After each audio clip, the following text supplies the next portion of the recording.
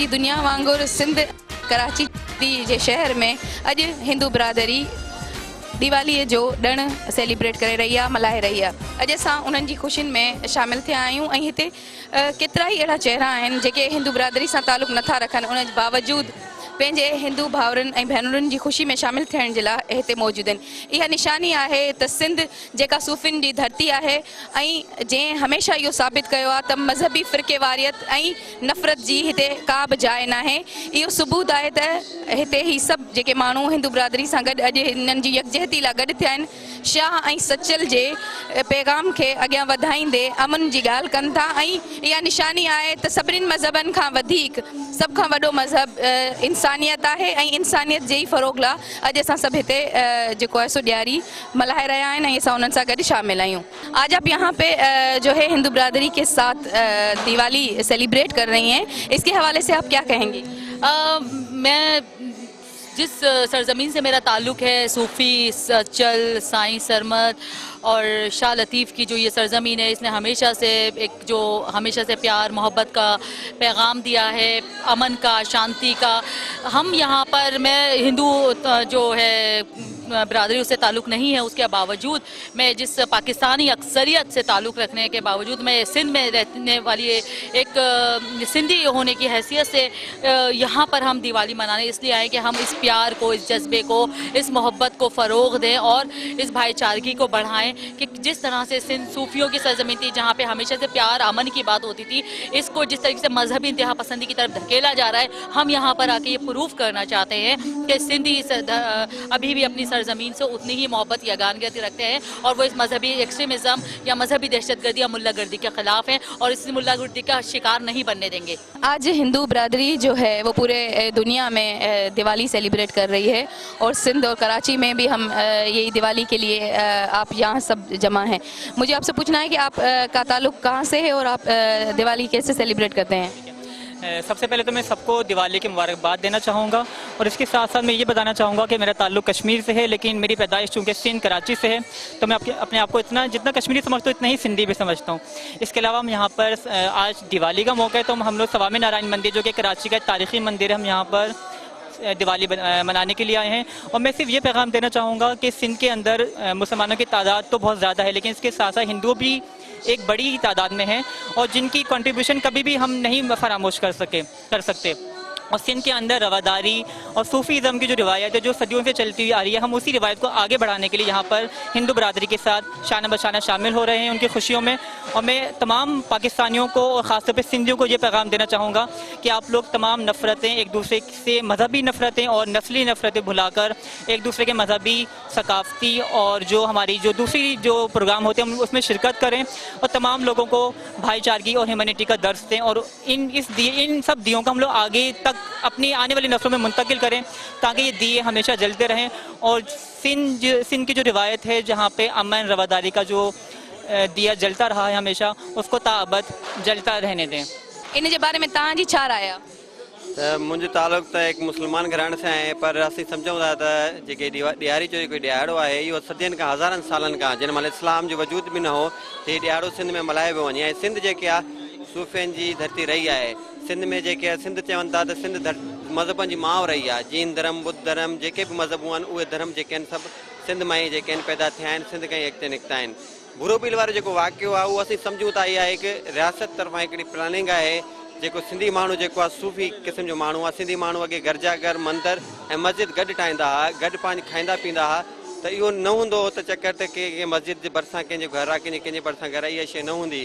पर इन तरफ़ां हाणे मुलायत खे एतिरो त वधायो वञे पियो, तालिबानिज़म खे एॾो त वधायो पियो वञे जो हाणे बि त सिंध में तक़रीबन सिर्फ़ु थर में 3000 मदरसा आहिनि ऐं उन मदरसनि खे फंडिड ॿाहिरां थिए थी। उनजी का बि इंक्वायरी न आहे, उनजी का बि स्टेट तरफ़ का बि उन वटि फिगर्स न आहिनि त उन्हनि खे फंडिंग छाजे करे थिए थी, छो थिए थी, उनजी का बि रोकथाम न आहे। इन जे करे असां सभिनी जी कोशिशि रही आहे, सियासी पार्टी धुरियूं आहिनि, लिबरल धुरियूं आहिनि, सेक्युलर धुरियूं आहिनि, लेफ्ट जी जेके पार्टियूं आहिनि, उहे इन शइ खे असां सिंध में ख़तमु करण जी कोशिशि करे रहिया आहियूं त असीं जेके आहे सिंध जेकी सूफ़ियुनि जी धरती रही आहे हिनखे अॻु जीअं ई कोई भी मजहबी तफरीक न हुजे, असां सब एक इंसान वांगुरु रहूं, एक इंसान जी इज्जत हुजे ऐं का भी मजहब जी तफरीक असां में न हुजे। आज जो है ये आप दिवाली का जो दिन है वो सेलिब्रेट हो रहा है पूरी दुनिया में। मैं आपसे पूछना चाहूँगी कि इसका तारीखी पस मंज़र क्या है, ये दिवाली क्यों सेलिब्रेट की जाती है? दिवाली हम लोग इसलिए मनाते हैं राम भगवान जी की खुशी में, और उनके आने की खुशी में हम दिवाली मनाते हैं। अयोध्या से जैसे आते हैं ना, अयोध्या में 14 साल का वनवास काट के, इसकी खुशी में हम दिवाली मनाते हैं। घर में दीप जलाते हैं और मिठाई और रंगोली करके आके बनाते हैं। अच्छा, दिवाली जो है उसमें क्या इस जात का या जो फर्क है वो है हर किसी को? कोई जैसे मैंने सुना है कि 5 दिन दिवाली जो है सेलिब्रेट की जाती है, ब्राह्मण इस तरह करते हैं या दूसरी कास्ट इस तरह करे, क्या इस तरह है? नहीं, दिवाली तो हम सब कमेटी है, जितने हमारे कास्ट हैं सारी सब मिलके बनाती है दिवाली, और मंदिर में आते हैं सब। 5 दिन नहीं होती सेलिब्रेट? 5 दिन होती है। हमारी एकादशी आती है ना, उसके दिवाली के 5 दिन पहले हम इधर उठते हैं, मंदिर में मंगल आरती करते हैं सुबह में। जैसे हमारा मंदिर 5 बजे खुलता है, तो इसमें सब लोग आते हैं सुबह में।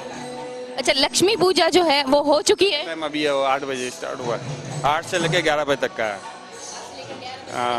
लक्ष्मी पूजा का। तो आज ये लोग क्यों कम हैं? दिवाली है तो लोग तो ज्यादा होने चाहिए, होली में तो बहुत ज्यादा लोग होते हैं। दिवाली में घर में हर कोई पूजा करते हैं लक्ष्मी माता की, वो अपने घर में स्थापना होती है लक्ष्मी की पूजा घर में ही करते हैं, और मंदिर में सिर्फ आते दर्शन के लिए, भगवान जी के, हनुमान जी के, माता जी के, सबके दर्शन करने आते हैं।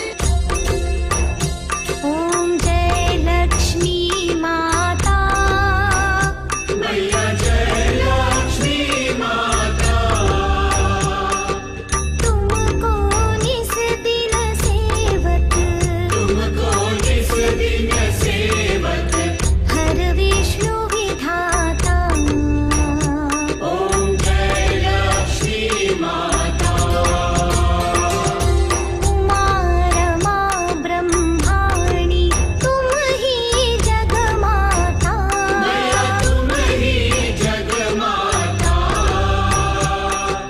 सूर्य चंद्रमा ध्यावत, नारद ऋषि गाता। ओम जय लक्ष्मी माता, दुर्गा रूप निरंतर। कोशिशि कई वेंदी आहे त हीअ जेका साल में जेको असांजी ॾियारी अचे थी पई, ऐं असां पंहिंजी यानी फैमिली सां मल्हायूं। त मां एक्चुअली मुंहिंजो घर हींअर लाड़काणे में आहे, पर मुंहिंजा ॿार हिते रहनि था, उनजे करे असां ॿई ज़ाल मुड़ुस हिते आहियूं। हू हालांकि हिते पढ़नि बि था, शागिर्द बि आहिनि। त हितां जा जीअं माण्हू जेके कराची रहनि था, अंदरूनी सिंध जा, उहे ओॾे ई विया आहिनि हिते आहियो। असांखे तमामु ॾाढी ख़ुशी थी आहे। हींअर असां हीअ जेको पहिरियों दफ़ो ही ॾियारी जो ॾिणु आहे असां ऐसे धाम ते मल्हाए रहिया आहियूं, ऐं सभिनी सां मिली करे दोस्तनि सां में ॾाढी ख़ुशी थी आहे। हिन ॾींहं ते जेको आहे सो राजा रामचंद्र जेको पंहिंजे पीउ ऐं माउ जे हुकुम ते 14 साल बन हलियो वियो। अॼोके ॾींहं ते हिकिड़े ज़ालिम रावण खे मारे करे शो पंहिंजे ख़ुशी सां पंहिंजे घर आयो, पंहिंजे बादशाही ते अची वेठो, तंहिंजे करे धाम धूम सां ख़ुशी कई वञे थी। फटाका, दिवाली, ॾिया, हर शइ जी शालो कई वञे थी। ऐं इन में इहो ई साथ निकिरे थो त तव्हां बि जेको आहे पंहिंजे माउ पीउ जी मुराद कयो, पंहिंजे बुज़ुर्गनि जी बि मुराद कयो, पंहिंजे मुल्क जे लाइ दुआऊं घुरो। नाज़रीन, स्वामी नारायण मंदिर 132 साल पुराणो मंदिर आहे। इन में हर हिंदू बिरादरी जो हर ॾिणु हिते सेलिब्रेट कयो वेंदो आहे, जंहिंमें दिवाली बि आहे, जंहिंमें होली बि आहे, ऐं अहिड़ा ॿिया केतिरा ई ॾिण इन में सेलिब्रेट कया वेंदा आहिनि। हीअं थोरी देरि में हिंदू बिरादरी पारां लक्ष्मी पूजा शुरू थियण वारी आहे। उन्हनि सां गॾु जेको आहे सो रावण खे हारे अयोध्या जॾहिं पुॻो हो 14 सालनि खां पोइ, त उनजी ॾिया ॿारे आजियां कई वई, ऐं उन रिवायत खे क़ाइमु रखंदे हिंदू बिरादरी अॼु ताईं इहा ॾिया ॿारे जेको आहे सो राम जी जेका जीत आहे ऐं रावण जी जेका हार आहे उनखे सेलिब्रेट कयो वेंदो आहे।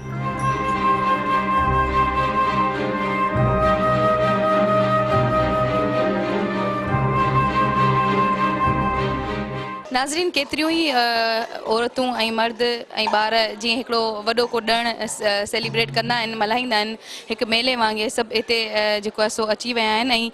ऐं जेका आरती आहे उनजी तयारी थी रही आहे। तव्हां पोयां ॾिसंदा त जेके पंडित साहिब आहिनि ऐं उन्हनि सां जेके बि गॾु उन्हनि खे सहूलियत ॾेई रहिया आहिनि ऐं सेटिंग करे रहिया आहिनि। इनमें केतिरा ई हींअर थोरी देरि में केतिरा ई माण्हू जमा थी विया आहिनि, ऐं हिते हज़ारे ॾींहं ॿारे ई रोशनियूं बंदि करे, ऐं राम जॾहिं 14 साल जो बनवास काटे वापसि आयो हो रावण खे हाराए उन जी ख़ुशी में इहा जेका असां पूॼा बि थिए थी ऐं इहे ॾिया बि ॿारिया वञनि था।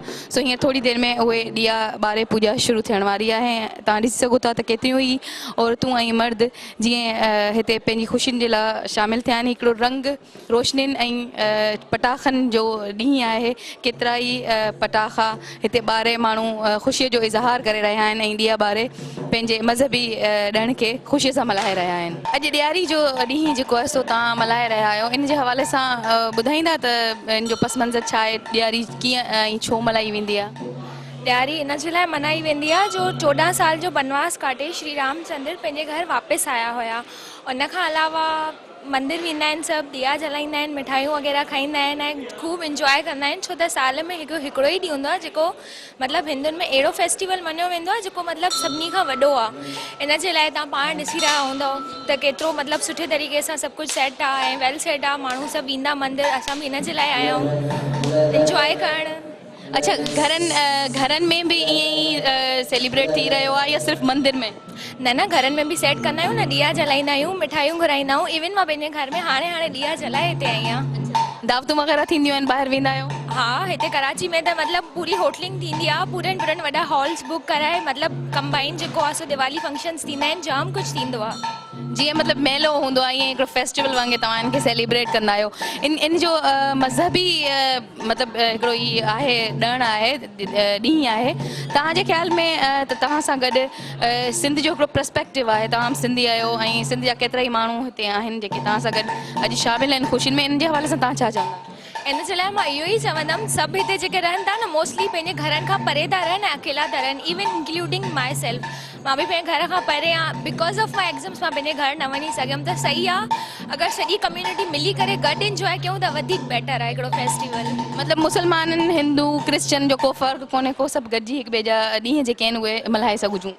डिफरेंस क्रिएट असां पाण कंदा आहियूं, बाक़ी त बेसिकली त सभु सेम ई आहियूं न।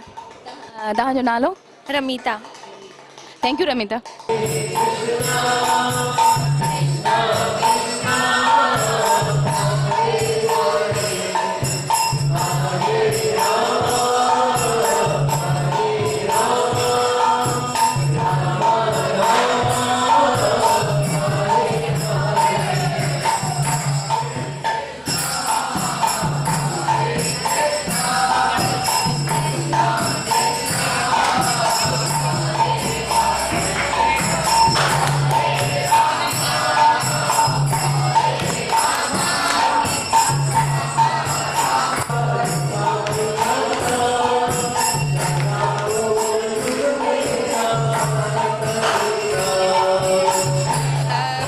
शुरू थी चुकी है ऐं माण्हू ॾिया ॿारे रहिया आहिनि। इन ॾींहंनि जो इन्हनि जो हीअ रिवायत आहे त को बि ॿारियल ॾीओ न मारींदा, पंडित उन्हनि खे हर नओं ॾीओ ॾिए थो जेको हू ॾीओ ॿारनि था। ऐं हिकिड़ो ख़ासि जेको आहे सो ई तव्हां आवाज़ ॿुधी रहिया हूंदा जेका हिननि जी पूॼा जो हिकिड़ो हिसो आहे।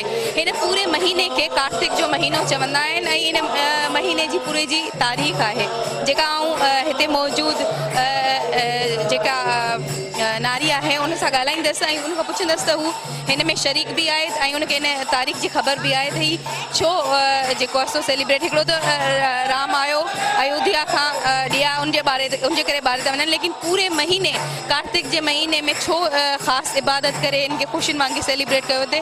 अचो त इन जो पुछूं। अॼु कार्तिक जो महीनो शुरू थियो आहे ऐं ही तयारी जेका पूॼा थी रही आहे इन जे हवाले सां तव्हां थोरो ॿुधाईंदा त कार्तिक छा आहे ऐं इहो पूरो महीनो छो सेलिब्रेट कयो थो वञे? बेसिकली कार्तिक अॼु खां न शुरू थियो आहे, 15-20 ॾींहं थी चुका आहिनि। जो कार्तिक में हिकु लीला थी हुई कि जंहिंमें भॻवान श्री कृष्ण खे हुनजी माउ पेट सां बधियो हो, त इन लाइ चऊं था कि हुनखे दामोदर, दाम माने पेट, धर माने जंहिंसां बधियो वियो हो, त हिन लाइ दामोदर था चइजनि। त हुन लीला खे एतिरो सुठो करे बयानु करे ॿुधायो हिन दामोदर अष्टकम में, जंहिंमें 8 पंखड़ियूं आहिनि जंहिंमें करे ॿुधायनि कि कीअं बधियो वियो, कीअं सुंदर थो लॻे भॻवान श्री कृष्ण, कीअं रोए थो, कीअं ॾिजे थो पंहिंजी माउ खां। पोइ वरी हुनजी वधण जी लीला खे ग्लोरिफिकेशन करण लाइ या महानता ॾियण लाइ असां रोज़ डेली ॾीओ ॿारियूं था। हिते रोज़ थींदो ही जेको ॻाए रहिया आहिनि इहो इनखे दामोदर चवनि था, इनखे दामोदर चयो थो वञे। दामोदर अष्टकम, दामोदर भॻवान जो नालो आहे, अष्टकम दामोदरम माने 8 पंखड़ियूं, त दामोदर अष्टकम। अच्छा, ही जेको सॼो महीनो आहे इहो ॾियारी सां गॾु छो आहे? जो को ख़ासि वजह आहे त ही ॾियारी सां गॾु आहे? इहा जो लीला थी हुई न दामोदर लीला, उहा अॼु जे ॾींहुं थी हुई, त हिनखे सॼो महीनो ग्लोरिफिकेशन करण लाइ पहिरीं खां ई शुरू करे था लाहियूं, त 15 ॾींहं पहिरीं 15 ॾींहं पोइ सॼो महीना 30 ॾींहं ॾीओ ॿारींदा आहियूं दामोदर खे अॻियां। कीअं सेलिब्रेट कंदा आहियो घर में ऐं इन सॼे महीने खे? इन सॼे महीने में छा कंदा आहियो ऐं कीअं सेलिब्रेट कंदा आहियो घर ते? सॼे महीने में तपस्या इलाही थींदी आहे, की अलॻि केरु माण्हू हिकु टाइम खाइणु चाहे, 2 मतिलबु थोरी तपस्या के पाण खे थोरो कम खां खाधे पीते खां घटाए भक्ति में ॾाढो वधाए, की भॻवान जो नालो वठिजे। डेली ॾीओ ॿारणु त ज़रूरी आहे, चाहे सुबुह बि ॿारे शाम जो बि ॿारे, मंदर में रोज़ ॿारींदा आहियूं, जे मंदर न अची सघनि सो घर में ॿारीनि, पर ज़रूरी आहे ॾीओ ॿारणु। हिते छो आया आहियो? अॼु असांजी दिवाली आहे, इन करे असां आया आहियूं। दिवाली मीन्स होलीअ वांगुरु हिकिड़ो ॾिणु आहे या इन जी का ख़ासि अलॻि सां हिस्ट्री आहे? हिस्ट्री आहे, हिन जी अलॻि हिकु हिस्ट्री आहे। हिन जी हिस्ट्री आहे त असांजो राम जो पंहिंजी सीता खे वठी आयो हो, हिन लाइ असां हुन जी ख़ुशीअ में हीअ रस्म कंदा आहियूं, असां दिवाली मल्हाईंदा आहियूं। पटाखा ॿारींदा आहियो? जी इलाही, मुंहिंजा ॿाहिरि वठी आया आहिनि, मां पूजा वांदी थी हुते ई वेंदसि। छा पटाखनि जे लाइ को ख़ासि टाइम आहे? आरती खां पोइ ॿारींदा या पहिरीं ॿारींदा आहिनि?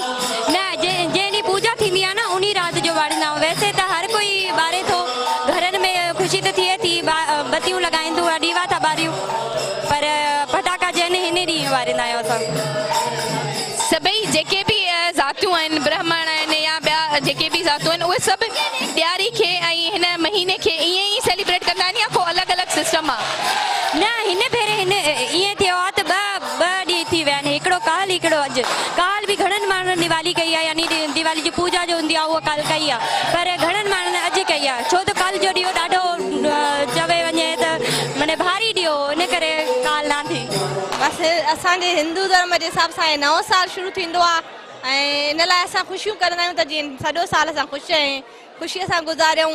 लक्ष्मी माता जी पूजा कंदा आहियूं त जीअं सॼो साल लक्ष्मी माता असांजे घर में वासो करे, ऐं वॾनि जा आशीर्वाद वठंदा आहियूं, पाण में मिलंदा बि आहियूं, मज़ो सां ॿारनि खे ख़ुशियूं कंदा आहियूं। ॿार फटाका ॿार ख़ुशि थींदा आहिनि, उन्हनि सां गॾु असां बि ख़ुशि थींदा आहियूं, ऐं इन लाइ मिठाइयूं विराईंदा आहियूं त जीअं हमेशह इहो सुठो ई त्योहारु अचे, हमेशह ख़ुशियुनि जो त्योहारु अचे, बल्कि सॼो साल असां जीअं ख़ुशियुनि सां गुज़ारियूं। बसि हिन दफ़े इन फेस्टिवल जो ॾाढो ज़ोर सां इंतज़ारु रहंदो आहे त इहो फेस्टिवल अचे, because it is a festival of lamps, lights, diyas and all. So I'm very excited about this festival. ॾाढी ख़ुशी थी थिए, ऐं हद खां वधीक असां तयारी कई हुई, ॾाढो मज़ो ईंदो आहे। दिवाली असांजो फेवरेट फेस्टिवल आहे।